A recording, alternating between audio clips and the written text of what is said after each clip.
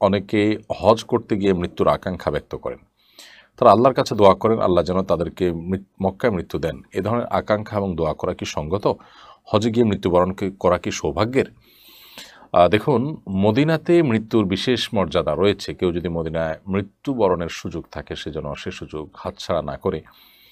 এ মর্মে হাদিস রয়েছে, কারণ মদিনায় যাদের মৃত্যু হবে কিয়ামতের ময়দানে তারা উত্থিত হবে, কিয়ামতের দিন তারা হাসরে একত্র হবে, উঠবে সাহাবীদের সাথে, নবী করিম সাল্লাল্লাহু আলাইহি ওয়াসাল্লাম এর সাথে, সাহাবায়ে কেরামের সাথে।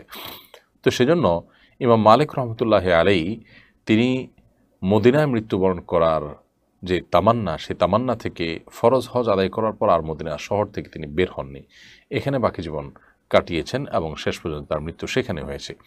তো এজন্য মক্কা কিংবা মদিনা এই পবিত্র ভূমিতে মৃত্যুবরণ করার তামান্না বা আকাঙ্ক্ষা করা দোষের নয়। তবে হজে গিয়ে হজে গিয়ে আমার যদি মৃত্যু হয় এরকমটি বলার সুযোগ নেই। কারণ মৃত্যুর ক্ষণ, মৃত্যুর তারিখ আল্লাহ তাআলা জানেন। কারণ মৃত্যু নির্দিষ্ট করে ক্ষণ বা একটা সময় নির্দিষ্ট করে এর মধ্যে আল্লাহর কাছে মৃত্যু কামনা করা দোষণীয়। নবী করিম সাল্লাল্লাহু আলাইহি ওয়াসাল্লাম মৃত্যু কামনা করতে নিষেধ করেছেন। তবে একটি দোয়া আমাদেরকে শিক্ষা দিয়েছেন, সে দোয়া আমরা করতে পারি। আল্লাহুম্মা আহয়িনি মা কানাতিল হায়াতু জিয়াদাতান লি ফি কুল্লি খাইর। আল্লাহ আমাকে ততদিন পর্যন্ত আপনি বাঁচিয়ে রাখুন, হায়াত দিন, যতদিন আমার বেঁচে থাকার মধ্যে কল্যাণ রয়েছে, অর্থাৎ আমি বেঁচে থাকলে আমার কল্যাণ বাড়বে, উত্তরোত্তর বৃদ্ধি পাবে, ততদিন আপনি আমাকে বাঁচিয়ে রাখুন। এবং একইভাবে ওয়াফাত বা মৃত্যু তখনই দিন যখন আমার মৃত্যুর মাধ্যমে সকল অকল্যাণ থেকে আমার মুক্তি মিলবে।